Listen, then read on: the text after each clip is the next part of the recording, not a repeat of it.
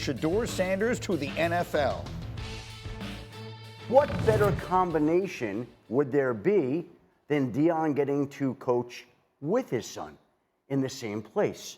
Because you can now take this and apply it to any team that has a top pick in the draft, that has a need for a quarterback, and a coaching question.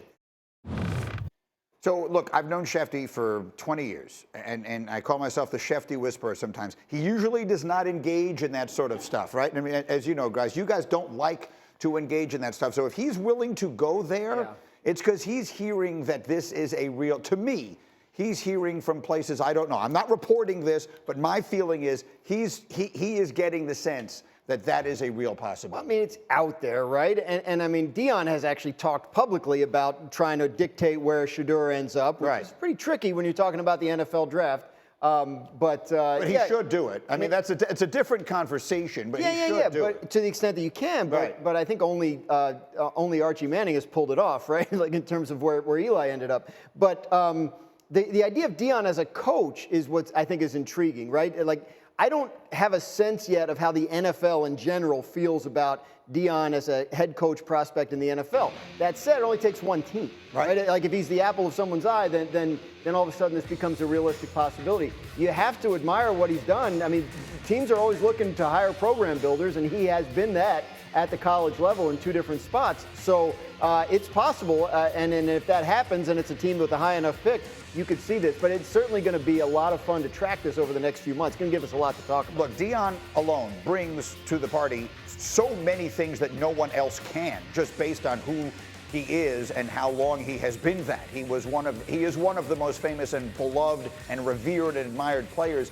that ever lived. And so that brings a cachet, even amongst today's young players who aren't old enough to have seen him play. I think it makes a difference. Right, but what will make him an appealing head coach candidate, if he ends up being one, is the success he has had as a head coach at the college level in terms of the building up the programs that he's coached. That's the key. But what I'm saying is I think he also brings credibility into a locker room with today's players that is not easy to achieve for someone who doesn't have NFL head coaching experience. Quickly, RC, your thoughts. Deion, Shedeur, you're hearing the whole conversation. What is your take?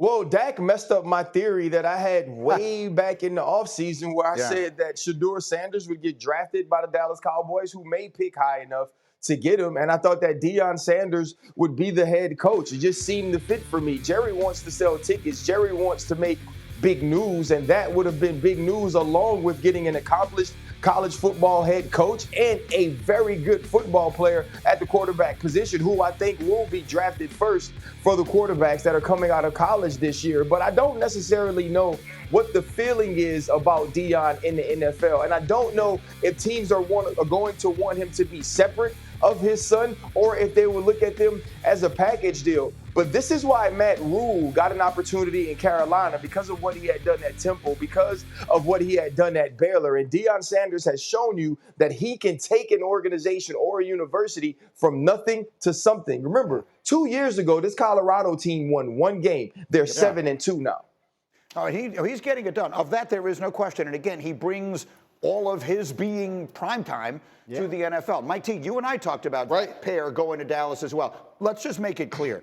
With Dak's contract now, there's no way that happens in Dallas, right? 100% agree. We talked about this in August before Dak's extension. Now that, as RC just alluded to, because of his structure, there's 0% chance they're drafting a quarterback. Now, we can have a fun discussion about Ashton Gentry and all the other needs. So to me, like, as this gets closer to the end of the season, you have to split Shedeur and Deion, because there's really two different markets, two different dynamics at work here, but there's no chance that Dallas drafts a quarterback. Right. If Deion and Shedeur are going to go somewhere together, there are a lot of places I could see it happening.